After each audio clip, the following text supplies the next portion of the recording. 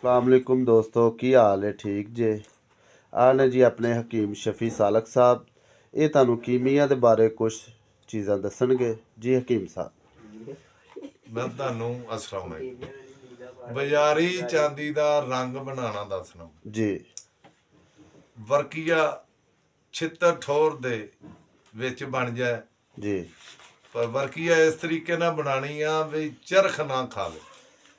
जिस तरह की डली रखनी आ वैसे दी वैसे निकले ते शीशे की नमंद निकले, मसन जकूती कलर की निकले। ते कुछ चीज़ां हकीम साहब ये लोग फड़कड़ी दे विच करदे ने, चरख दिंदे ने ते चरख खा जांदा है, ਉਹਦੇ बारे कुछ दसो। ਉਹ ਕੱਲੀ ਵਰਕੀਆ ਨੂੰ ਮਸਨ ਵੀ ਚਾਂਦੀ ਤੇ ਤਰ੍ਹਾਂ ਕਰਦੇ, ਉਹ ਕਲਰ ਨਹੀਂ ਕਰਦੀ जी। ਉਹ ਨਹੀਂ। ਮਸਨ ਵੀ ਹਜ਼ਾਰਾਂ ਤਰੀਕਿਆਂ ਨਾਲ ਵੈਸੇ ਮਸਨ ਵੀ ਵਰਕੀਆ ਬਣ ਜਾਂਦੀ, ਕਾਇਮ ਹੋ ਜਾਂਦੀ, ਮੁਦੱਬਰ ਹੋ ਜਾਂਦੀ जी। ਪਰ ਉਹ ਕੱਲੀ ਵਰਕੀਆ ਤਰ੍ਹਾਂ ਕਰਦੇ ਜਾਂ ਕੱਲਾ ਸ਼ਿੰਗਰਫ ਤਰ੍ਹਾਂ ਕਰਦੇ ਨੇ जी। ਉਹ ਐਵੇਂ ਸਭ ਫਰਾਡਬਾਜੀ ਆ, ਨਹੀਂ ਇਹ ਬਾਜ਼ਾਰੀ ਚਾਂਦੀ ਨੂੰ ਕਲਰ ਕਰਦੇ। जी।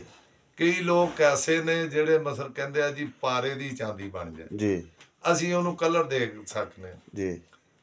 ਪਾਰੇ ਦੀ ਚਾਂਦੀ ਹੋਵੇ ਉਹਨੂੰ ਕਲਰ ਦੀ ਜ਼ਰੂਰਤ ਹੀ ਕੋਈ ਨਹੀਂ। ठीक। ਉਹ ਕੱਲਾ ਜਿਸ ਪਾਰਾ ਕੱਚਾ, ਜਿਸ ਕੱਚਾ ਪਾਰਾ ਬੰਦ ਕਰਕੇ ਹੇਠਾਂ ਉੱਤੇ ਅੱਗ ਦੇ ਦਿਓਗੇ जी। ਉਹ ਕੱਚਾ ਪਾਰਾ ਜਿਸ ਜਿਹੜਾ ਉੱਡ ਜਾਏਗਾ ਉਹਦਾ ਰੰਗ ਖੁੱਲ ਜਾਏਗਾ। ठीक।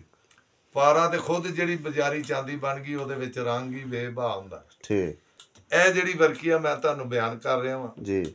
ਇਹਦੇ ਨਾਲ ਇਹ ਹੋਏਗਾ, ਚੈੱਕ ਕਰੋ ਰੇਟ ਇਸ ਵਰਕੀਆ ਦੇ ਨਾਲ ਮਿਲਾ ਦਿਓ जी। ਬਰਾਬਰ ਵਜਨ।